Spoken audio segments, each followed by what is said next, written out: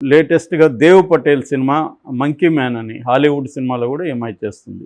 So, తను కూడా marriage తర్వాత కూడా తన సమంతలాగే తను కూడా కెరియర్ కంటిన్యూ చేస్తానని అన్నిందని చెప్తున్నారు. అది శోభితా ధూళిపాళ ఎవరు అని, ఎందుకంటే అమ్మాయి తెలుగులో పెద్దగా నటించింది కానీ గూఢచారిలో పెద్దగా పాపులర్ కాదు.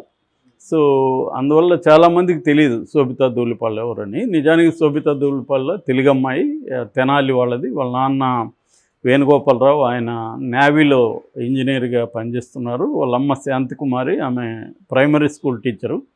సో ఒక రకంగా కొంత కంఫర్టబుల్ మిడిల్ క్లాస్ అని చెప్పచ్చు వాళ్ళది. దాని తర్వాత ఈ అమ్మాయి ఎక్కువగా విశాఖలో పెరిగింది, వైజాగ్లో. ఎందుకంటే నేవీ కాబట్టి ఆయన అక్కడ పనిచేస్తున్నారు. సో అక్కడ పెరిగింది అమ్మాయి. ఒక 16 ఇయర్స్ వరకు విశాఖలోనే అక్కడే స్కూలింగ్ అంతా అయింది. దాని తర్వాత అమ్మాయికి ఫ్రెండ్ సర్కిల్ ముంబైలో ఉండడం, బంధువులు ఫ్రెండ్ సర్కిల్, దాంతో నేను ముంబై వెళ్తానని చెప్పి అమ్మాయి అట్ ద ఏజ్ ఆఫ్ 16 అమ్మాయి వెళ్ళిపోయి అక్కడ కాలేజ్ స్టడీస్ చేసింది. దాని తర్వాత యూనివర్సిటీ ఆఫ్ ముంబైలో కామర్స్ అండ్ ఎకనామిక్స్ చదివింది. చదువుతున్నప్పుడే అక్కడ ముంబై ఏంటంటే ఇట్స్ సిటీ ఆఫ్ ఎంటర్టైన్మెంట్ అంటారు, ఎంటర్టైన్మెంట్ సిటీ.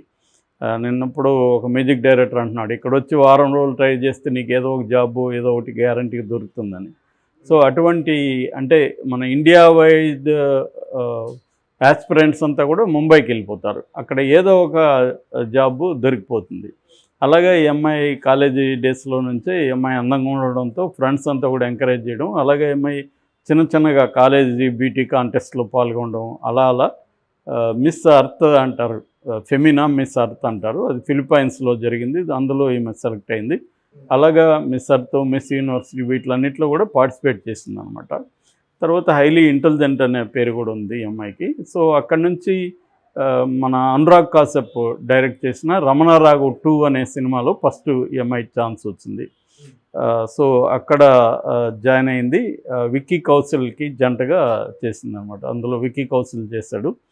సో అది చేసింది. దాని తర్వాత ఈ అమ్మాయి మేడ్ ఇన్ హెవెన్ అనే ఒక సినిమాలో చేసింది. ఆ తర్వాత కొన్ని వెబ్ సిరీస్ చేసింది. ఇక తెలుగులో చెప్పాలంటే గూఢచారి, మేజర్, ఈ రెండిట్లో మన అడివిశేష్తో కూడా చేసింది. కాకపోతే ఈ అమ్మాయికి అంత పేరు ప్రఖ్యాతలు రాలేదు. దాని తర్వాత ఈ అమ్మాయి కొంత పేరు వచ్చిన సినిమా చెప్పాలంటే తమిళ్ పొన్నియిన్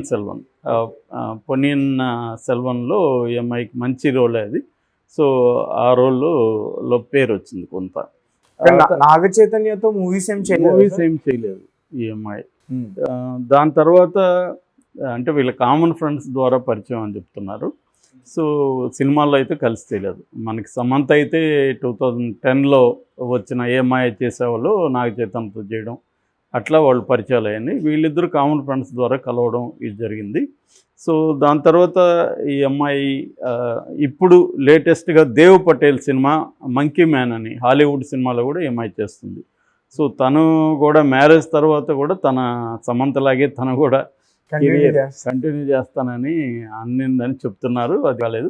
ఇప్పటి వరకు అయితే అమ్మాయి కంటిన్యూగా డేటింగ్లో ఉన్నా కూడా సినిమాలు, తన కెరియర్ని అయితే వదలలేదు.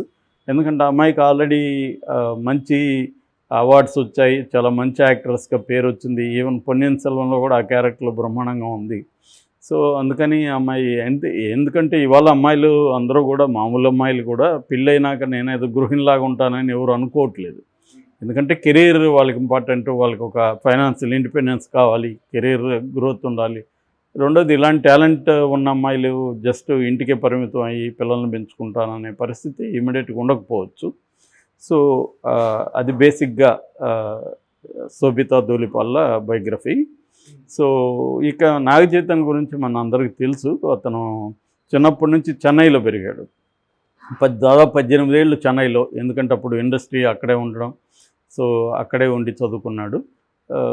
నాగ చైతన్య నాగార్జునకి లక్ష్మీ దగ్గుపాటి ముందు భార్య, నాగార్జున వాళ్ళిద్దరి అబ్బాయి.